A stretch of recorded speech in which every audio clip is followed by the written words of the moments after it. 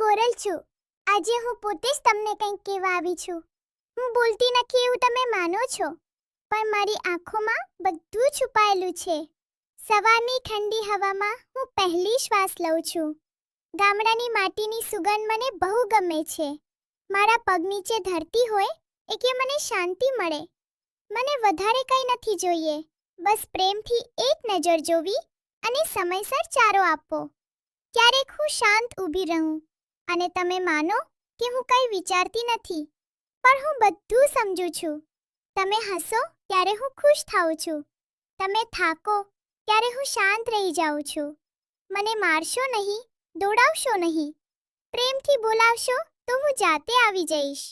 હું માત્ર ગાય નથી, હું તમારા ઘરની એક સભ્ય છું. મને માતા કહો તો મને ગર્વ થાય. મારી સેવા એ જ સાચી ભક્તિ છે. મારા આશીર્વાદ હંમેશા તમારી સાથે સાથે રહેશે.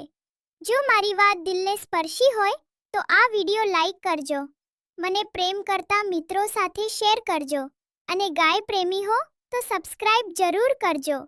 હું ગોરલ છું અને મને તમારો પ્રેમ બહુ ગમે છે. જય ગાય માતા. ફરી મળીએ વ્લોગમાં.